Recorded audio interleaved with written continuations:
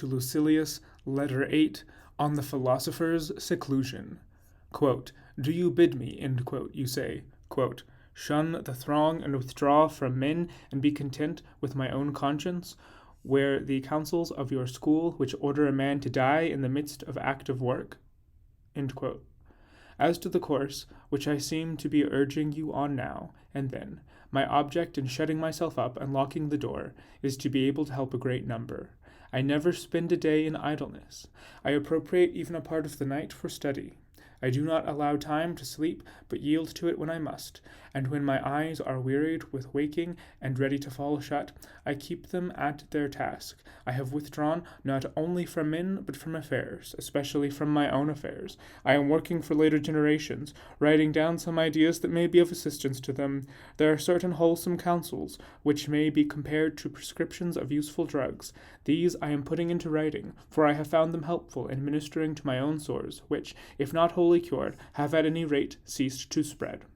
I point to other men to the right path, which I have found late in life, when wearied with wandering. I cry out to them, quote, "Avoid whatever pleases the throng, avoid the gifts of chance.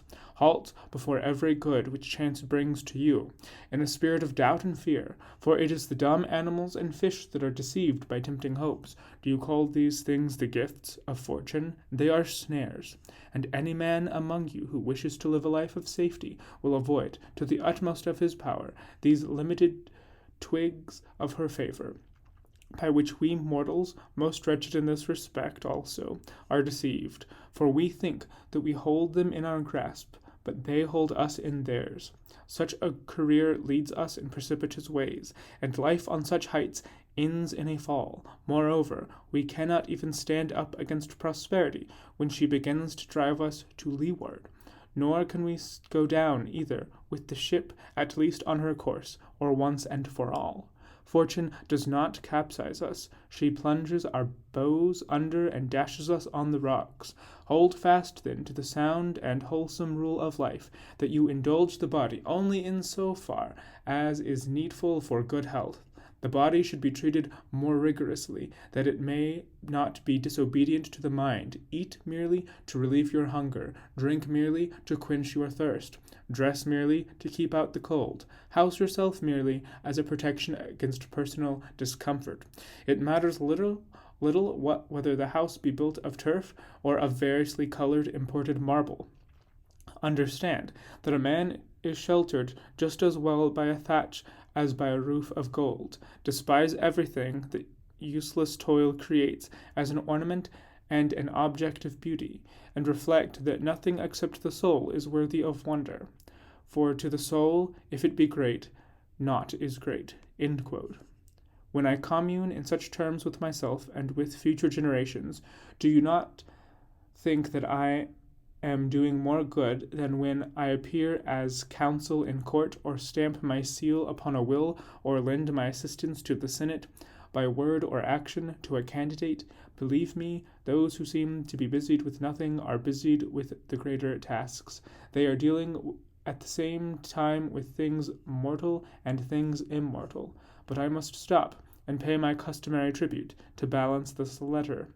The payment shall not be made from my own property, for I am still conning Epicurus. I read today his works, the following sentence, quote, "If you would enjoy real freedom, you must be the slave of philosophy." End quote. The man who submits and surrenders himself to her is not kept waiting. He is emancipated on the spot, for the very service of philosophy is freedom. It is likely that you will ask me why I quote so many of Epicurus's noble words instead of words taken from our own school. But is there any reason why you should regard them as sayings of Epicurus and not common property? How many poets give forth ideas that have been uttered, or may be uttered, by philosophers? I need not touch upon the tragedians and our writers of national drama, for these last are also somewhat serious, and stand halfway between comedy and tragedy. What a quantity of sagacious verses lie beneath the mime! How many of Publius's lines are worthy of being spoken by buskin-clad actors, as well as by wearers of the slipper. I shall quote one verse of his, which concerns philosophy, and particularly that phrase of it which we were discussing a moment ago, wherein he says, the gifts of chance are not to be regarded as part of our possessions. Quote, still alien is whatever you have gained by coveting. End quote. I recall that you yourself expressed this idea much more happily and concisely. Quote, what chance has made yours is not really yours. End quote.